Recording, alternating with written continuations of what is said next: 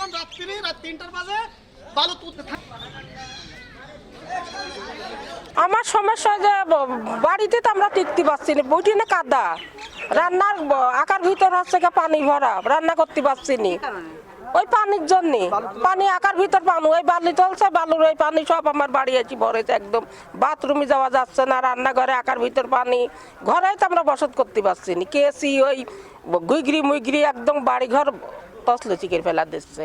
আর bathroom আমার তো মাটির, আমার তো পাকা পায়খানা, আমরা গরিব মানুষ, আমার মাটির পায়খানা, ওই পায়খানায় তো বসা যাচ্ছে, ওইটা তা চলছে, ওই রকমই চলছে, তো চুরি চামারিকের ওইভাবে চলছে।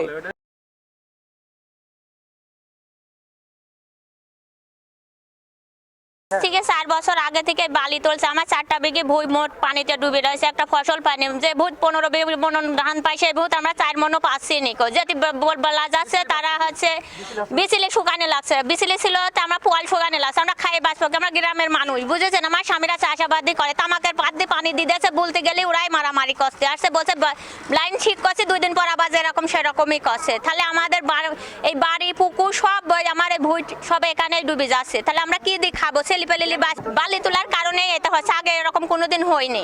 আমরা গত 4 বছর খুব ভোগান্তিতে আছি, যদি আমরা নিষেধ করি আমার ওরা মারতে যায়, শামীম সর্দার, আরিফ সর্দার, এরা জোরপূর্বক করে ঘাট চলায়, এই কোনো ব্যবস্থা হয় না। আমরা টিওনো অফিসে দরখাস্ত দিয়েছি, ডিসি সাহেবকে দিয়েছি, তারপরে এসিলেন্ডার দিয়ে, এরা কোনো ভূমিকা পালন করেন না।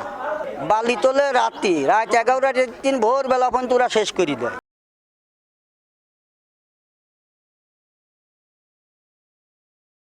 আমরা এই যে মানববন্ধন করছি, মানববন্ধন করার কারণ হচ্ছে যে অবৈধভাবে বালুর ঘাট না টাকার কারণেও অবৈধভাবে অসাধু বালুর ব্যবসায়ী কিছু বালু তুলছে, এর কারণে ফসলি জমি, বাড়ি ঘর, আশেপাশের মানুষ রান্না বাড়া করে খাতি পাচ্ছে না, টয়লেট ময়লেট সব জায়গায় পানি।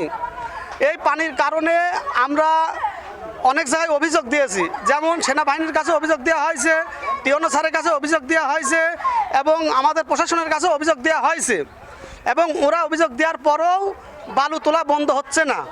অনেকেই রাত্রি অন্ধকারে রাত 2টা বা 12টা 1টার পরে বালু তোলা শুরু করে, এবং পুলিশ প্রশাসন আমরা তারপরে অভিযোগ দেওয়ার পরে ওনারা বলছে যে আমাদের লোকজন দেখছে, আমাদের পুলিশ প্রশাসন দেখছে, কিন্তু পুলিশ প্রশাসন কোথায় দেখছে? রাত 2টা 3টার পর যখন বালু উত্তোলন হচ্ছে আমরা তো দেখতে পাচ্ছি বালু উত্তোলন করছে, তো পুলিশ প্রশাসন টাকা পয়সা খায় ওদের সাথে ম্যানেজ করে বালু তুলছে। এখন আমরা যদি এর কোনো ব্যবস্থা নিতে যাই তাহলে আমরা গরিব মানুষ, এখন যদি কোনো ব্যবস্থা নিতে যাই, এরপরও আমরা একদিন গিয়েছি, যাবার পরে নিষেধ করছি, নিষেধ করার পরেও আমাদের অনেক সময় ধমকি দেওয়া হয়েছে, এর জন্য মনে করো ভয়ভীতি দেখানো হয়েছে, এর জন্য আমাদের ভয়ভীতি পেয়েছি। তারপর আমরা প্রশাসনের কাছে গেছি, প্রশাসন বলছে তোমরা ব্যবস্থা নাও, তা আমরা কি ব্যবস্থা নেব?